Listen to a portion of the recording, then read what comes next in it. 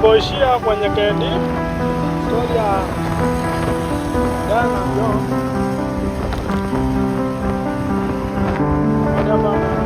na safari yao.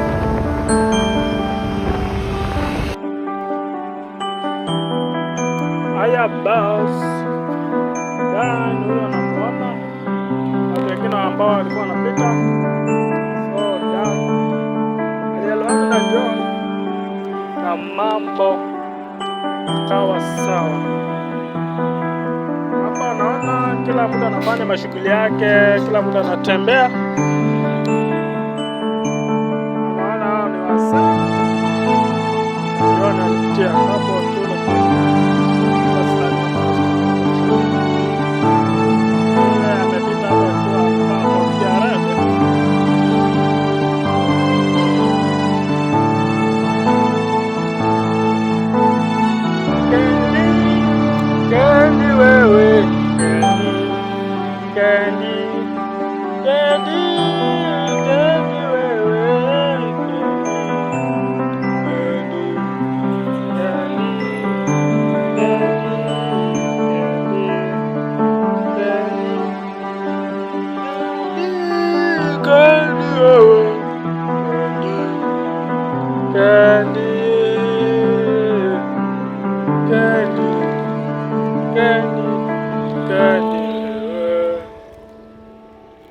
Hata Kendi akifanya mazoezi ya Bayern kwa amerudi kijijini na mambo yakawa sawa.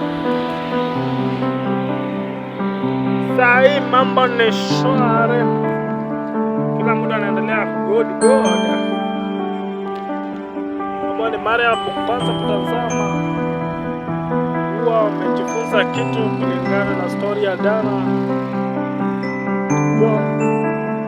Sababu John alikuwa anakaa kwa mjomba, ni baadaye akarudi nyumbani.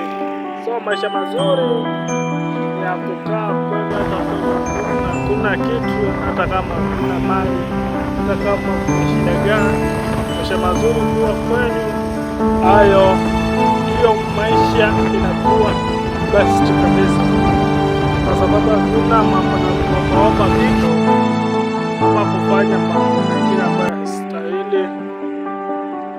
Tunajua shida inayosababisha mtu aende mahali pengine mnapokuwa nyumbani, basi kukosana na watu wa nyumbani,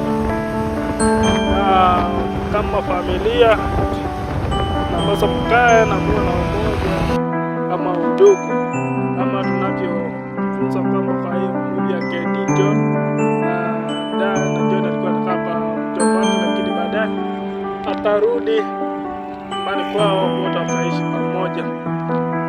Kama hujajifunza kitu hapo, sijui niseme nini. Sielezea kutoka hapo. Alafu tunaendelea na kuona tutaleta movie zingine sahihi ambapo kuliko hii ya Kendi.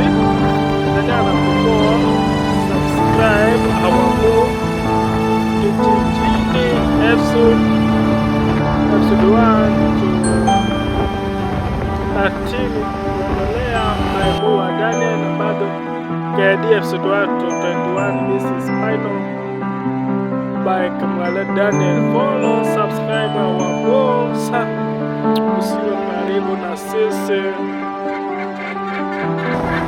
uwe karibu na sisi.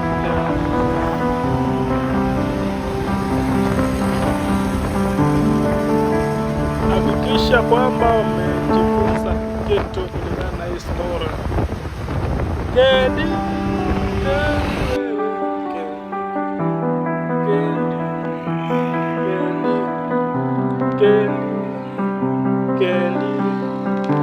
special thanks for my fans, a special thanks for God.